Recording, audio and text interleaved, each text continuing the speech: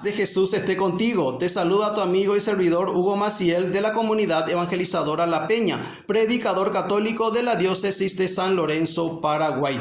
Hoy domingo 15 de noviembre, la Iglesia Católica celebra a San Alberto Magno, obispo y doctor de la Iglesia. También en Paraguay celebramos a San Roque González de Santa Cruz, San Alfonso Rodríguez y Juan del Castillo. Estas personas que nos precedieron y que nos iluminan en el camino de la santidad, nos abren el camino, son modelos de santidad, de lucha, de perseverancia y de modelo de evangelizadores en nuestras tierras. Por intercesión de ellos pedimos para que nosotros también tengamos esa fortaleza y ese espíritu de misión para llegar a la santidad y, como dice el Evangelio de hoy, poder fructificar los talentos que el Señor nos da. El Evangelio de hoy, estamos en el ciclo A, seguimos con el Evangelio según San Mateo. Estamos en el capítulo 25, versículos del 14 al 30. Son las últimas palabras antes de entrar en la séptima sección del Evangelio según San Mateo, que va a ser la pasión y resurrección de Jesús. Dice el Evangelio de hoy: es también como un hombre que al ausentarse llamó a sus siervos y les encomendó su hacienda. A uno dio 5 talentos, a otro 2 y a otro 1, a cada cual según su capacidad, y se ausentó. Enseguida el que había recibido 5 talentos se puso a negociar con ellos y ganó otros 5. Igualmente el que había recibido 2 ganó otros 2. En cambio el que había recibido 1 fue, cavó un hoyo en tierra y escondió el dinero de su señor. Al cabo de mucho tiempo volvió el señor de aquellos siervos y se puso a ajustar cuentas con ellos. Se llegó el que había recibido 5 talentos y presentó otros 5, diciendo: Señor, 5 talentos me entregaste, aquí tienes otros 5 que he ganado. Su señor le dijo: bien, siervo bueno y fiel, ya que has sido fiel en lo poco, voy a ponerte al frente de mucho. Entra en el gozo de tu señor. Se llegó también el de los 2 talentos y dijo: Señor, 2 talentos me entregaste, aquí tienes otros 2 que he ganado. Su señor le dijo: bien, siervo bueno y fiel, ya que has sido fiel en lo poco, voy a ponerte al frente de mucho. Entra en el gozo de tu señor. Se llegó también el que había recibido 1 talento y dijo: Señor, sé que eres un hombre duro, que cosechas donde no sembraste y recoges donde no esparciste. Por eso me dio miedo y fui a esconder bajo tierra tu talento. Mira, aquí tienes lo que es tuyo. Mas su señor le respondió: siervo malo y perezoso, si sabías que cosecho donde no sembré y recojo donde no esparcí, debías haber entregado mi dinero a los banqueros. De ese modo, al volver yo, habría cobrado lo mío con los intereses. Quitadle, por tanto, el talento y dádselo al que tiene los 10 talentos, porque a todo el que tiene se le dará y le sobrará, pero al que no tiene se le quitará hasta lo que tiene.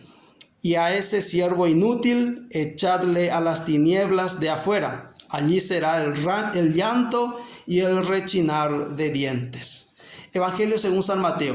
Es la última parte del capítulo 25. Luego viene la parte cuando va a hablar Jesús sobre el juicio final y ya la pasión y resurrección de Jesús. La perícopa que nos ocupa, la parábola de los 10 talentos. Jesús compara el reino de los cielos. Recordemos que el centro de la prédica de Jesús es el reino de los cielos.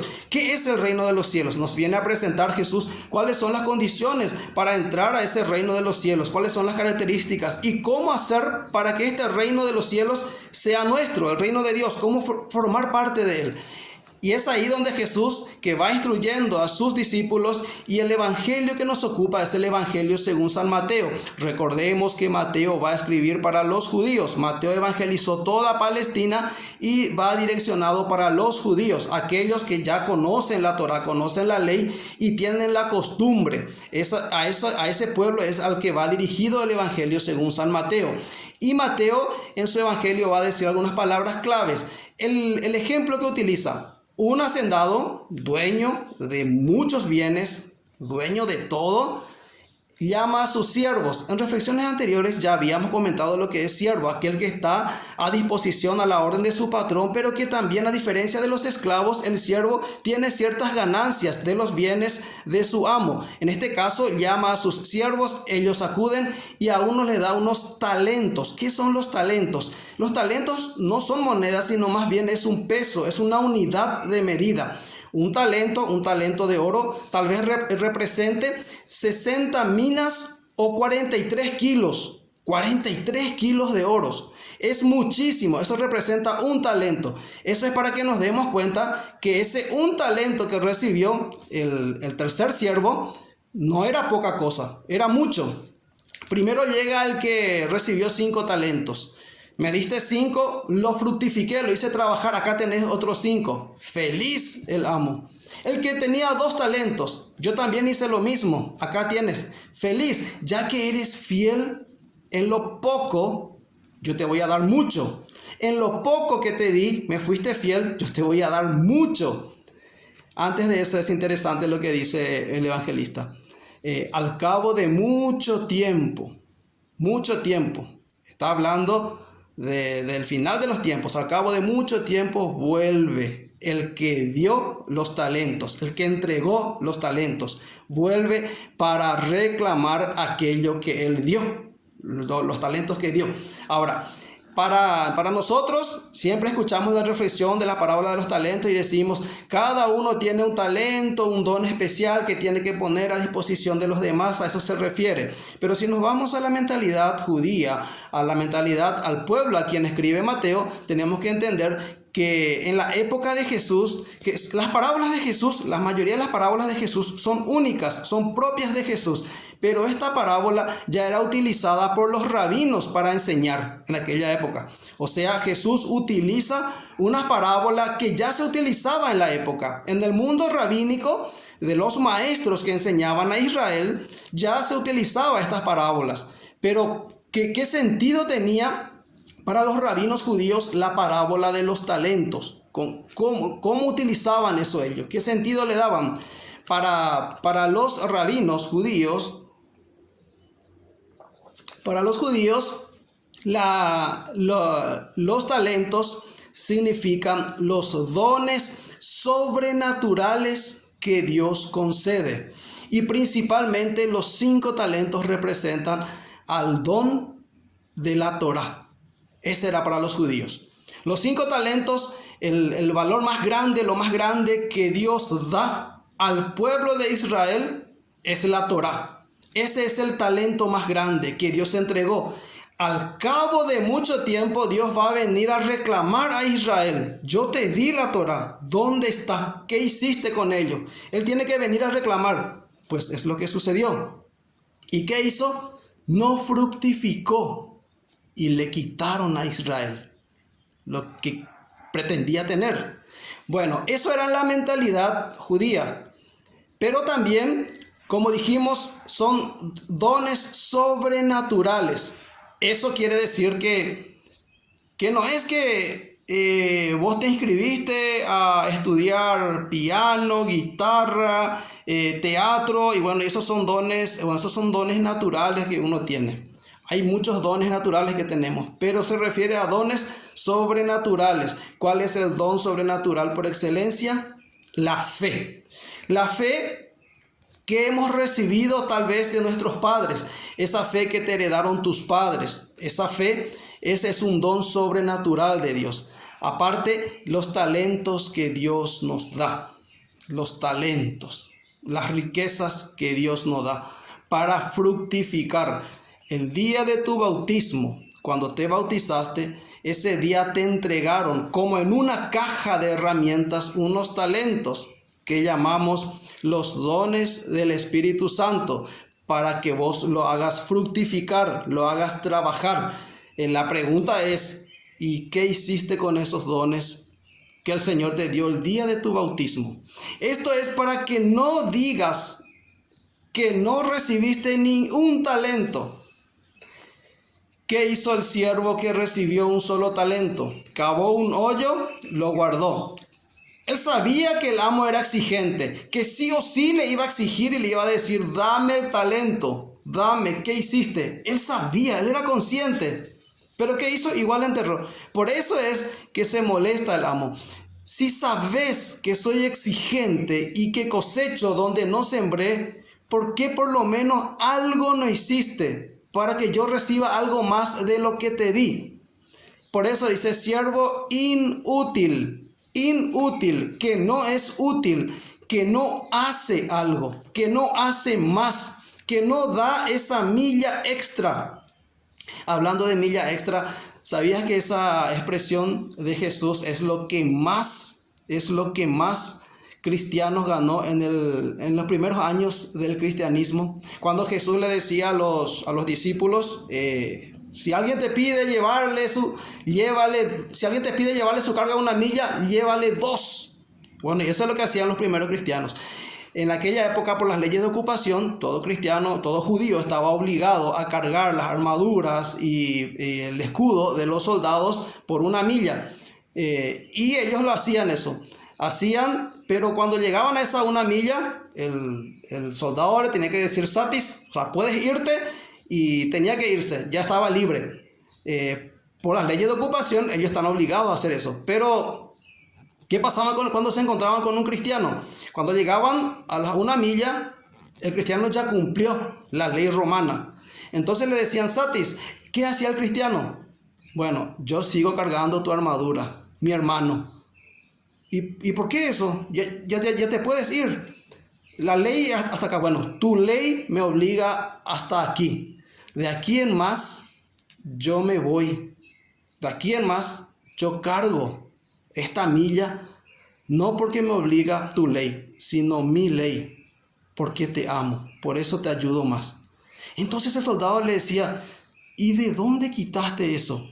¿Quién te enseñó eso? Y es ahí donde el cristiano aprovechaba y le anunciaba la buena nueva. Por eso muchos soldados se convirtieron al cristianismo. ¿Por qué? Porque el cristiano hacía esa milla extra. ¿Qué es esa milla extra? Es producir, es hacer más de lo que supuestamente tenés que hacer. Hacer más de lo que tenés que hacer. Los dones sobrenaturales que Dios te da están para que vos lo produzcas. Por eso en la segunda lectura de hoy, primera de Tesalonicenses, creo que es capítulo 5, versículos del 1 al 6, Pablo va a advertirle a los cristianos de Tesalónica que ellos tienen que estar preparados, que ellos son de la luz y no de la oscuridad, pero que no se sientan cómodos, no se crucen de brazos por lo que ya han hecho. Estén siempre pendientes, porque ese día va a llegar y va a ser como un ladrón en la noche, va a decir la segunda lectura de la liturgia hoy. Y va a llegar tan rápido que no te va a dar tiempo de pensar, de prepararte, de tratar de hacer algo. No, vos tenés que estar preparado. O sea, tenés que tener los talentos bien preparados para entregarle en ese momento. Cuando te vayas junto al dueño, junto al juez, junto a este que vino a entregarte los talentos, él te va a preguntar, ¿y qué has hecho? Y Señor, yo tenía mi casa, tenía mi actividad laboral, me dedicaba a eso, tenía mi familia. Y sí, los dones naturales, que sí. ¿Y los otros? ¿Y qué más? ¿Qué más? No, y yo dije que, bueno, tal vez algún día yo me iba a ir también a evangelizar o algo iba a hacer más, me iba a ir más. No, la verdad que no me dio el tiempo todavía, pero yo estaba pensando y me iba a ir, voy a ser siervo inútil, échenlo. Siervo inútil, no hizo algo útil, no nos sirvió, no hizo algo útil. El catecismo de la Iglesia Católica también nos habla de los talentos, y es interesante, está en el catecismo de la Iglesia Católica, cuando nos habla en el numeral 1880, dice: una sociedad es un conjunto de personas ligadas de manera orgánica por un principio de unidad que supera a cada una de ellas. Asamblea a la vez visible y espiritual. Una sociedad perdura en el tiempo, recoge el pasado y prepara el porvenir. Mediante ella, cada hombre es constituido heredero, recibe talentos que enriquecen su identidad y a los que debe hacer fructificar. En verdad se debe afirmar que cada uno tiene deberes para con las comunidades de que forma parte y está obligado a respetar a las autoridades encargadas del bien común de las mismas, de estos talentos que el Señor nos dio. Cada uno tiene talentos y está obligado a fructificar. O sea, nuestro deber es fructificar. Ahora, pero ¿dónde podemos invertir esos talentos? ¿Qué podemos hacer con esos talentos? Esos dones o carismas o talentos. Tal vez el Papa Francisco en su exhortación apostólica Evangelii Gaudium nos ilumine poquito más sobre este tema, sobre los carismas al servicio de la comunión evangelizadora, porque como miembros de la Iglesia nuestra razón de ser es ser evangelizadores. Dice en el numeral 130 de Evangelii Gaudium: el Espíritu Santo también enriquece, o sea, nos da riqueza, nos da talentos, a toda la iglesia evangelizadora con distintos carismas. Son dones para renovar y edificar la iglesia. No son un patrimonio cerrado, entregado a un grupo para que lo custodie o lo entierre. Más bien son regalos del Espíritu, integrados en el cuerpo celestial, arraigados hacia el centro que es Cristo, desde donde se encauzan en un impulso evangelizador. Un signo claro de la autenticidad de un carisma es su eclesialidad, su capacidad para integrarse armónicamente en la vida del santo pueblo fiel de Dios, para el bien de todos. Una verdadera novedad suscitada por el Espíritu no necesita arrojar sombras sobre otras espiritualidades y dones para afirmarse a sí misma. Vuelvo a repetir esa parte. Una verdadera novedad suscitada por el Espíritu no necesita arrojar sombras sobre otras espiritualidades y dones para afirmarse a sí misma. Hago una referencia a la parábola de los talentos. Dice: una verdadera novedad suscitada por el Espíritu no necesita arrojar sombras sobre otras espiritualidades y dones para afirmarse a sí misma. Lo que sucedió con el tercer siervo. Él recibió uno y dijo: bueno, lo mío es muy poco. Pero él recibió más y él también. O sea, ellos tienen más, ellos pueden más. ¿Por qué a ellos se le dio y por qué a mí no? Desviamos la mirada de nuestros talentos y habíamos definido lo que son los talentos. Son muchísimos, pueden hacer muchísimo bien, pero nosotros nos preocupamos más por los talentos que tienen los otros grupos, movimientos, otras personas. Eso es lo que llamamos egoísmo. El egoísmo. Mira, ¿y yo qué voy a hacer? No digas que no tienes talentos. Cada uno tiene el talento que Dios le entregó. No puedes decir que no tienes talentos, porque los talentos son dones sobrenaturales. Para el evangelista Mateo, para el pueblo judío y para la iglesia hoy. Los talentos son dones sobrenaturales que Dios te da. No puedes decir que no tienes talentos. Solo tienes que fructificar esos talentos, pero no arrojando sombras sobre los dones que otros tienen. Vos tenés que hacer brillar y fructificar tu talento, lo que nos manda el catecismo de la Iglesia Católica. Sigue diciendo: Una verdadera novedad suscitada por el Espíritu no necesita arrojar sombras sobre otras espiritualidades y dones para afirmarse a sí misma. En la medida en que un carisma dirija mejor su mirada al corazón del Evangelio, más eclesial será su ejercicio.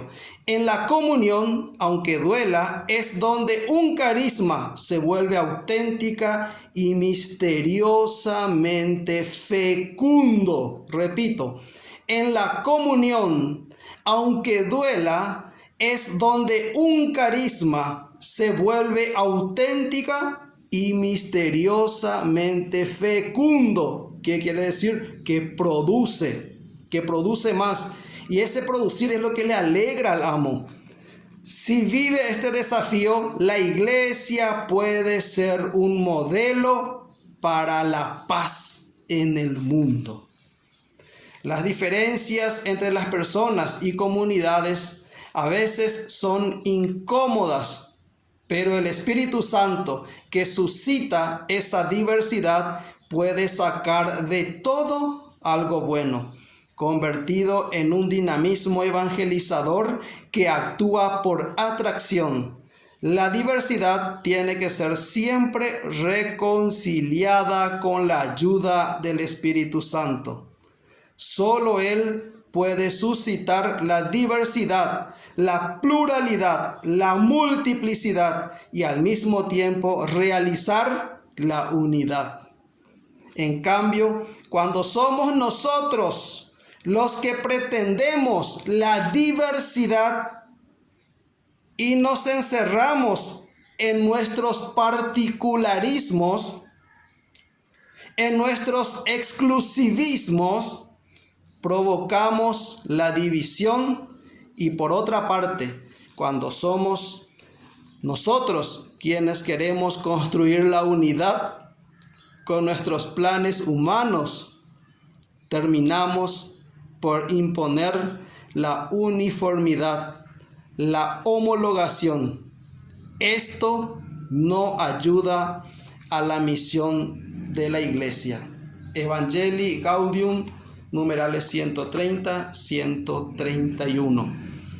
El Señor nos da los dones y talentos para fructificar.